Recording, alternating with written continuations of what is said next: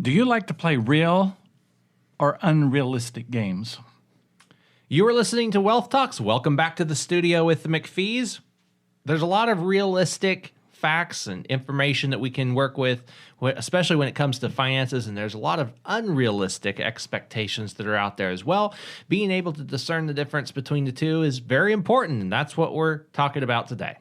You know, living here in the Las Vegas Valley, we know that the casinos have real numbers about who's going to win and who's going to lose, because those big buildings and those fantastic exhibits aren't built on losing revenues by the casinos. They're built because they know X amount of people are going to lose. That's true. Those are real numbers. And the people that come to play often have unrealistic expectations of what they're going to walk away with. They sure do. And that's why all those big buildings are able to happen then. It's amazing. And so when we come into the financial world, those same type of real and unrealistic projections are often bantered about, and it makes gullible people jump to the conclusion that, yeah, this is what I can do. And realistically, it very, very rarely happens.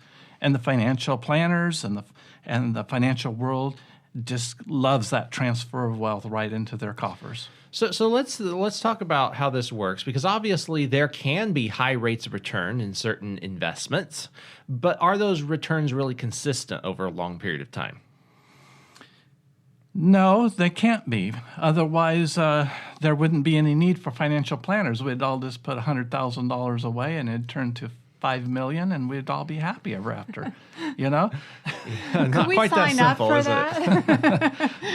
Is there a way we can do that? That's against biblical and just foundational principles.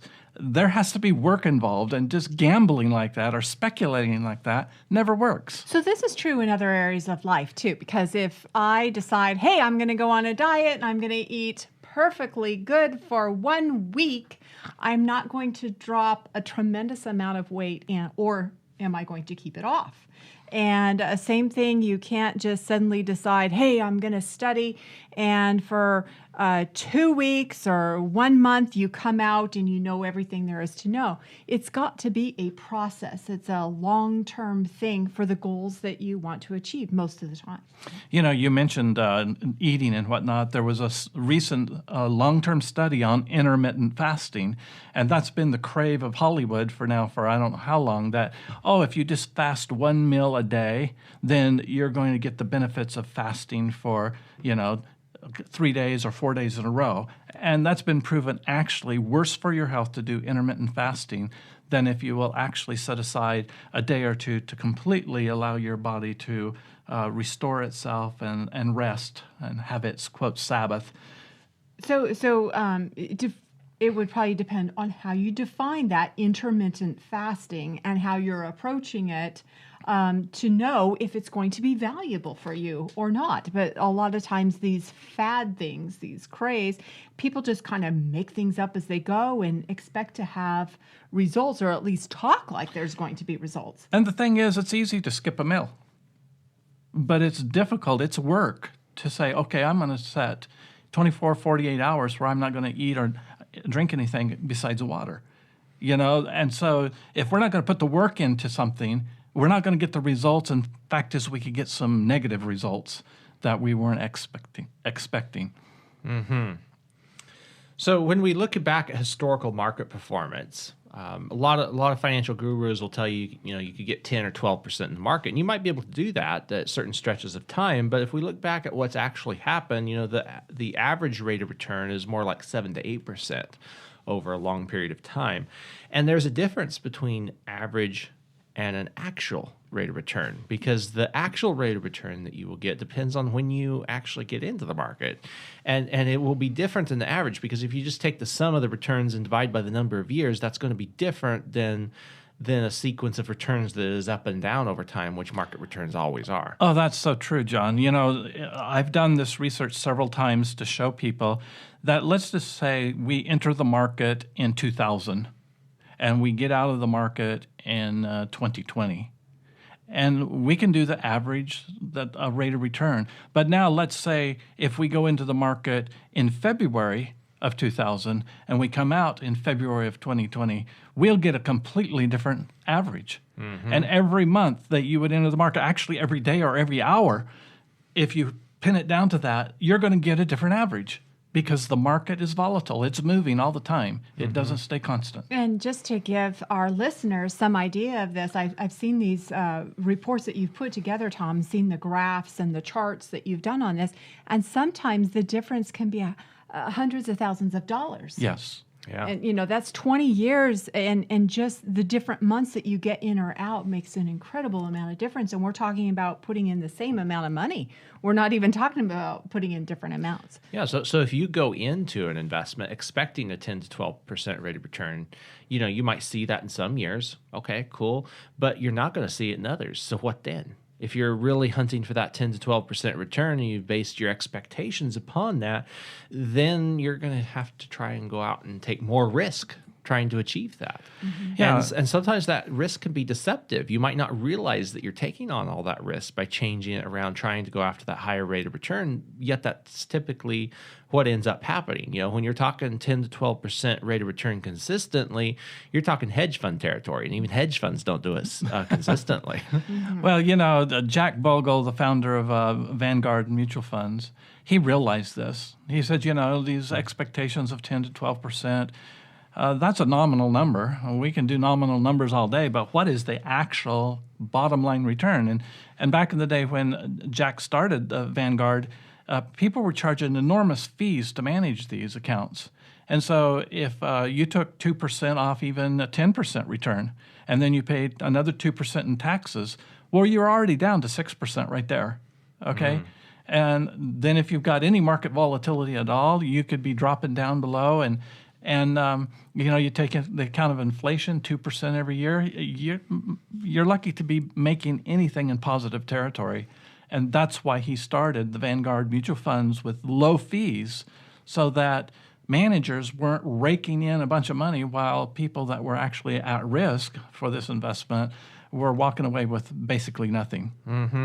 So that 7 to 8% return that we were talking about, with the rate of return over time, if you take inflation out of that 2 to 3% that you were talking about, that's more like a 4 to 6% return over time. And that's a lot less than what people would tend to ascribe to market type investments. Now, let's just stop right there, because if we take a 4 to 6% and we just look at participating whole life insurance, with their dividend participation, they have done 4 to 6% over the last 40, 50 years easily, and that's without taxes. Now, you take that 4 to 6% that you're getting after inflationary costs, and you got to take taxes out of it, now you're down to a 2 to 4% return, whereas a whole life policy will return you much higher than that historically. So this is an interesting paradox here. There is the potential for higher returns, but it depends on what time window that you're looking at in the market. It depends on all those other factors that will affect what you're doing in the market. Whereas with participating whole life insurance, you know what you're getting ahead of time. You have the foundation of those guaranteed values, and you also have the potential to share in the profits of the insurance company. So when the insurance company makes a profit, they have to share that back with the policyholders, and that's where some of those higher returns, like that 4 to 6% that some life insurance companies, if you look back the last 40, 50 years, that's where that type of thing comes from. Adding to that foundation of guarantees. But once the insurance company shares a dividend with you as a policyholder, they can't take that away from you again. And that's important, because that's not the case in the market. You can earn, 16, 20% in the market, but then the market might take that away from you next year. Well, here's the other thing too, is if we have our capital, our reserve funds sitting in cash value whole life insurance, like dividend paying whole life insurance, we can take advantage of those times when the market is making a huge move by borrowing from our policy against our cash values and making an investment and getting maybe a 12 or 16 or even an 18% return. And then when that market turns sour again, pull our money out of the investment and put it back in the life insurance. That's certainly a strategy. We don't lose the growth that the policy is giving us consistently even though we've leveraged that money to use it someplace else. And Tom, when you're just saying you could take that money and put it back into the life insurance, what you're really meaning there is you would pay off that outstanding loan that you had with a life insurance policy. And so you can, I just love this. You can access your money while it's earning a guaranteed return. You'll still earn that guaranteed return while you go put your money towards something that you think might give you a higher return. So that's just being able to access and do more than one thing at a time with your money. It allows you to be strategic. Absolutely. And then another strategic component, say something happens to you during that time, you pass. Well, the loan that you had is washed out. Your beneficiaries receive far greater than you could even access during your lifetime. So that is very strategic, but you don't have to die to enjoy some of the strategy of having whole life insurance. Well, I remember when we first got into this back in 2005, Michelle, you said, well, if I'm not mistaken, Tom, this sounds like you can have your money and spend it too. Mm-hmm. And that's kind of like having your cake and eating it too. And which I like, by the way. I do like that, yes. But, in reality, you continue to get the growth on your money while you get to use it someplace else. And if you're wise in using it someplace else, you will end up with more than if you did neither. Mm-hmm. That's true. Yeah. Or either. Neither or either. Yeah, and what some people do too is, they may not take a policy loan to go out and make an investment if they don't think that they can time the market or have the knowledge that they need to understand where it's going strategically. Then what they might do is they might choose to keep some of their cash values in their life insurance policy, and maybe not invest so much of their portfolio that is invested in bonds. Because that's been the what so many people have done for years and years is they say, well, you have this portfolio, you need to split it up between stocks and bonds because stocks are going to be more volatile, bonds not so much. So as you get closer and closer to retirement, you want more and more of your portfolio in bonds. That's not happening today, though. And even just yesterday, Fitch lowered the credit rating of the United States. What's that going to do to bonds? It's going to change some things that are happening there, yeah. But bonds in 2022, you look at 2022, they came down with stocks. Yeah, absolutely. So you're really talking about diversification and risk management here, John. And what does that all entail in the investment world? And that's really what the life insurance is assuming when we buy dividend participating whole life insurance. Yeah, because the insurance companies are buying those bonds, but they can hold them for a long period of time. Because they have lots of reserves, lots of capital reserves. Longer than many individuals can afford to do that. And so it kind of spreads the risk out. The insurance company takes that risk and gives you a guarantee in return. I remember Jesse and I were back in Jesse, that's one of our sons. That's one of our sons, yeah. Okay. We were back at a meeting at a life insurance company, and the CEO of the company, he had just been promoted to CEO. He used to be the chief financial officer.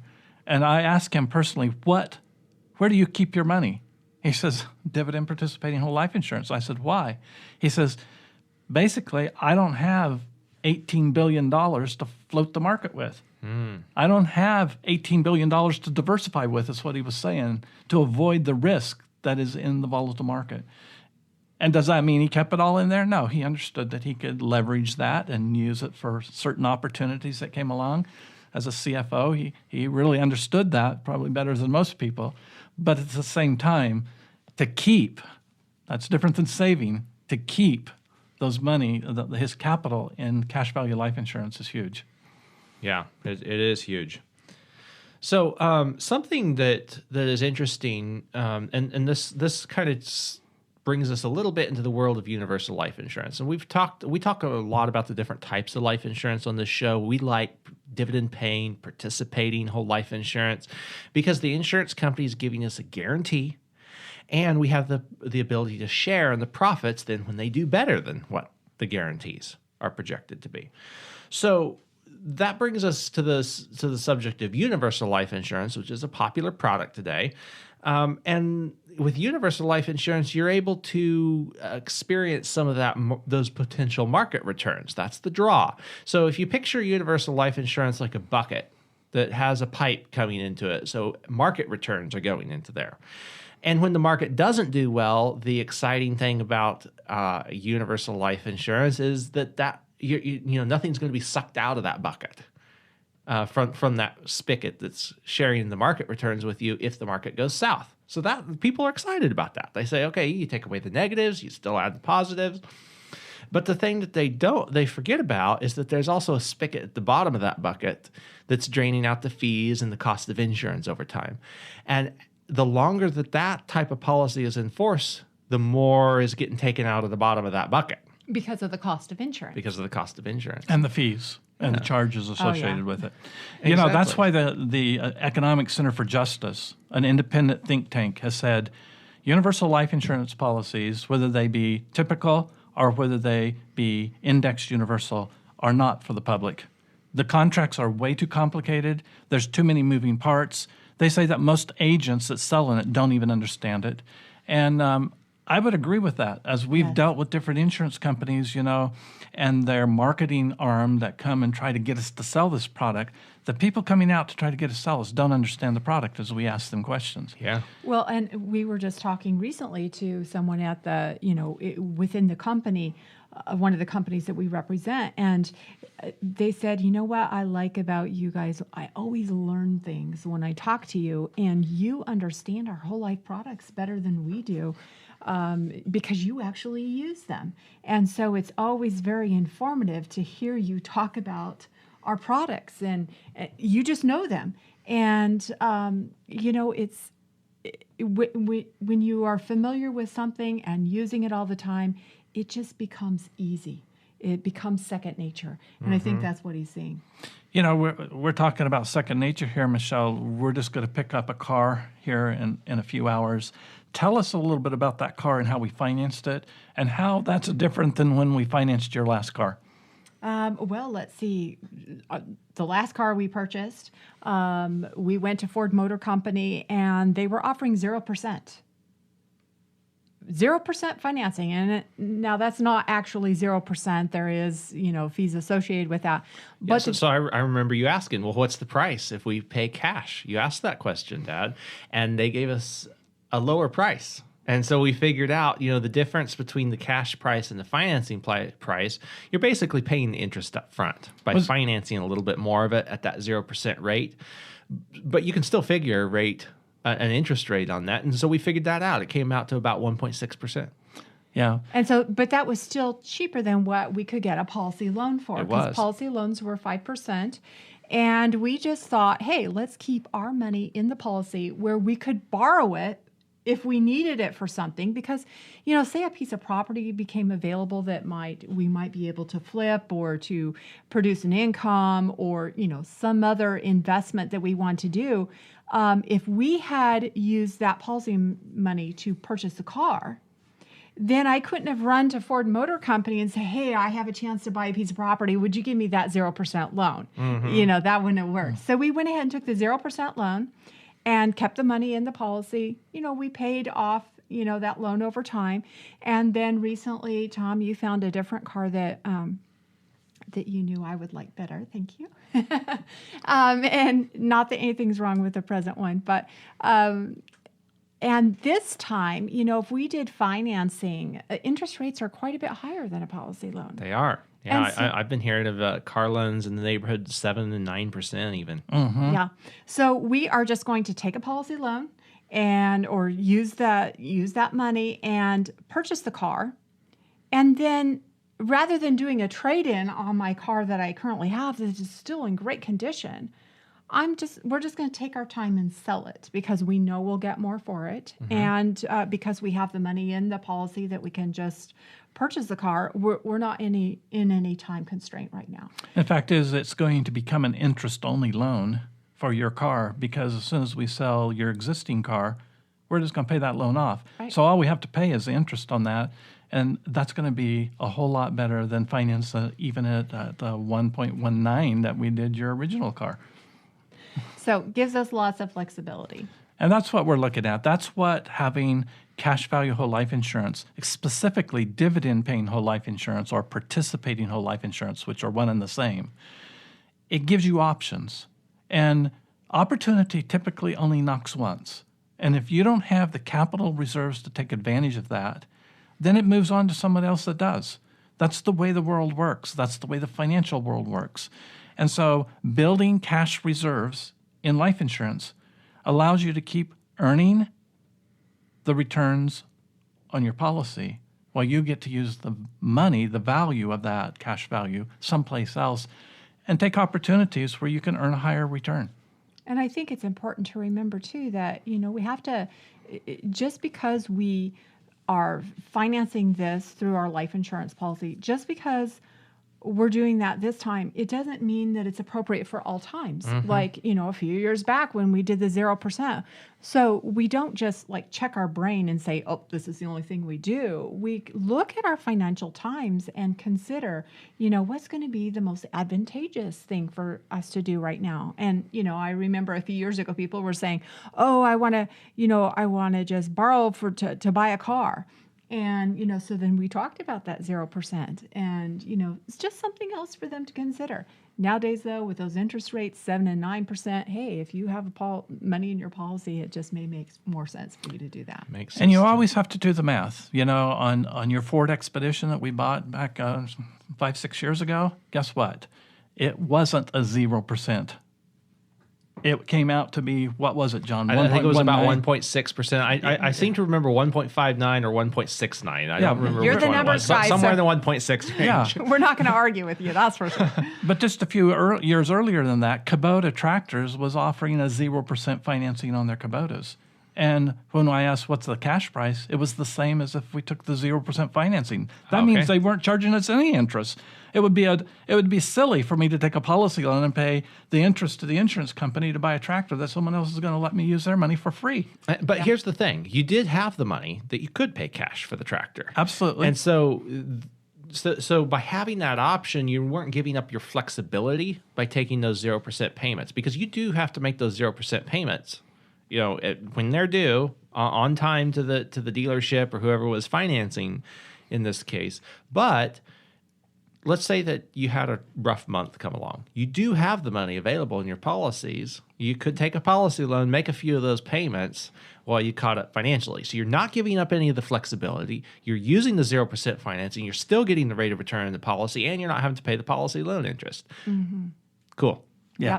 Yep. It's helping your cash flow, and what cash is king.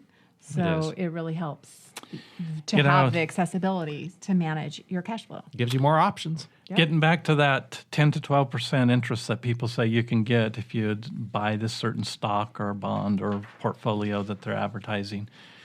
My original whole life policy, my participating policy, over the last 13 years has earned over 4.68%. If we just look at the cash value growth compared to what the premiums are on that policy. And that's better than a 10 or 12% having to pay a management fee and taking taxes. Well, and two, just a few years, or just recently, we were talking to a gentleman. He says, yes, I'm going to have $400,000 come in an influx in cash. But then he started talking about all the other obligations. I have a feeling he's kind of chasing these 10 to 12% rates of return.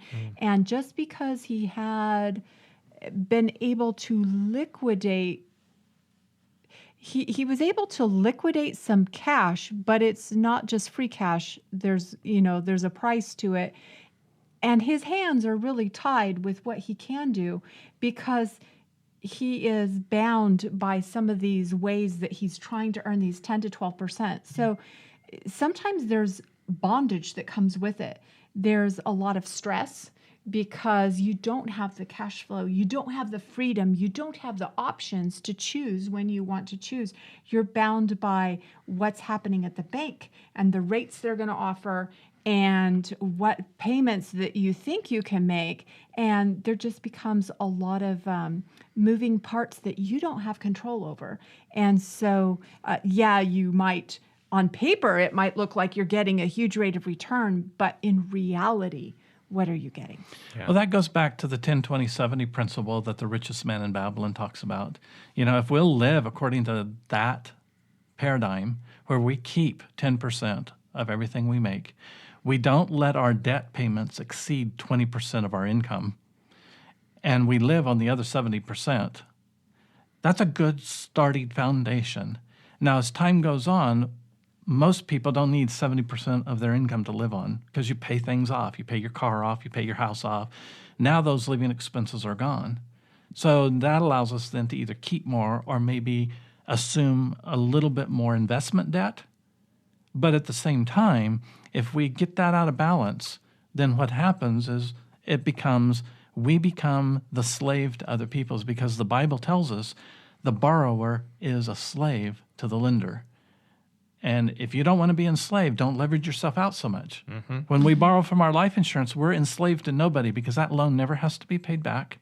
If we choose not to pay it back, then all it does is cancel our policy over time. We don't even have to pay the interest on it. They'll just make it happen quicker that we lose our policy. But at the same time, all we're required to do is pay the interest on that until an investment does do well, or we can afford to pay the loan back. Yeah. And here's something too with, when you're thinking about, you mentioned that 10% is what you should be keeping in savings, 20% the maximum to creditors, 70% to lifestyle. When we're in an environment of low interest rates like we've just come out of, you might want to have a little bit of a buffer in there. And even when we're in an environment of relatively high rates, the rates can still go higher. So you don't want to fill up all that 20% with loans that have variable interest rates on them, because when the interest goes up, now it could very easily be more than 20% of your income. So you want to keep that in mind as you're thinking about your debt. And of course, with Fitch lowering the U.S. credit rating, we're going to see more monetization. We're going to see bonds collapse. We're going to see higher interest rates. Those are things that just happen because of the poor management that happened in Washington, D.C. The nice thing about what we're doing, and Nelson Nash said this years ago, this kind of separates us a little bit from all that economic chaos that's happening out there if we build that cash reserve, because it will bite us over in times where the macro economy is going haywire. So to return to the timeless principles about money, I encourage you to read Mom and Dad's latest book, A Biblical Guide to Personal Finance. You can get that book at wealthtalks.com or call our office at 702-660-7000. You are listening to Wealth Talks with the McPhees. Have a wonderful week.